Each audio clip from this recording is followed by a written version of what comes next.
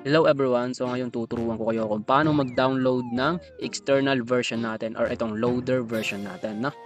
So mga tol, tapusin nyo itong video na to and huwag kayong mag-i-skip para wala tayong maging error and masundan nyo lahat ng step by step natin, no? So guys, kailangan nyo ng original Call of Duty from Play Store. So pagka meron na kayo nyan, i-download nyo ngayon yung ating loader version. So sa akin kasi naka-download na yan. So i-download nyo tol. And then, punta kayo dito sa virtual tools. Yan, sa baba, click nyo yan. Tapos kung wala kayong empty manager, i-download nyo yung empty manager. Yan. Guys. So pagka na-download nyo yan, punta kayo ng Play Store. Tapos, ito sa profile na to, sa icon natin. Then itong Play Protect. Tapos setting. And then i-turn off nyo yung scan app with Play Protect. Tapos turn off. Yan, turn off. Nabubulol pa. And then install nyo ngayon ng empty manager natin. Hanggang ma-install. After ma-install, done. Pindutin nyo yung done. Tapos mag-back kayo ulit. So dito sa virtual, meron tayong dalawang virtual dito. So basahin nyo na lang. Kung Android 10 to 14 ka, mag-chorok ka, no? Kung G-Space, basta yan na lang tol. Kung G-Space, 13 to 16 naman yan, no? So try nyo na lang kung ano yung compatible sa inyo. So sa akin kasi itong chorok. So naka-install na sa akin yan. I-download nyo lang din yan. Tapos pagka na-download nyo, punta kayo ng empty manager. No? Tapos ito, click nyo lang yan. Then allow permission. Yan. Tapos punta ka dito sa download. No? So dyan mo makikita yung dinownload mo, which is ito yung Ghost Loader and then ito yung virtual. So install mo yung dalawang yan. Ayan, allow mo lang ulit. Always install. Done. Pagka-install naman, ito naman Chorok Virtual. So guys, ulitin ko dapat pili kayo doon yung compatible sa inyo. Kung walang compatible sa cellphone nyo, mag-internal version kayo. Okay? So gagawin ko na lang din ng tutorial yun. So ito na sila guys. Yan, kung nakikita nyo. Ngayon, pupunta ka, hold mo siya. Tapos app info, permission.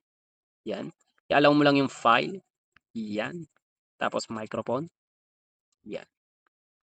And then, punta ka sa, dito sa, saan ba yan? Ay, data. Display. Yan. On mo lahat yan.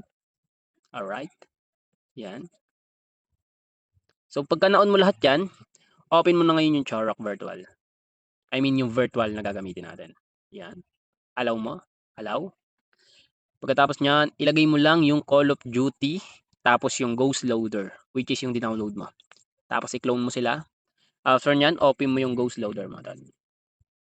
So sa pagka ano nito, pag-inject nito, i-download mo muna siya. Ayan. Click mo yung download. Ayan. Tapos inject. Yan mga tol. Pagka walang lumabas, ayan, for example, walang lumabas, walang lumabas na injector, like paglalagay ng key, wala. Mag-back lang kayo. Tapos punta kayo sa method 2, tapos lagay nyo sa 1 seconds delay. Tapos inject. Yan.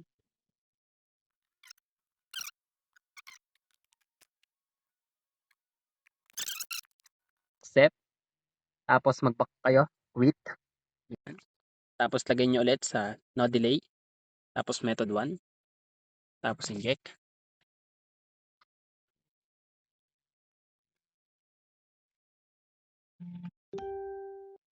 Yan. So guys, kung hindi nyo pa rin makuha kung paano, mas prefer ko sa inyo, i-download nyo na lang yung internal version natin. So mas madali yun guys, gagawan ko na lang yun ng tutorial, no?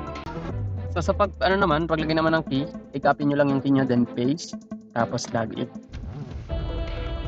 Yan, login nyo lang.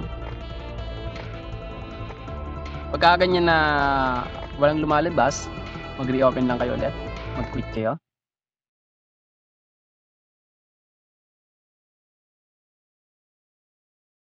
So ayan na mga tol.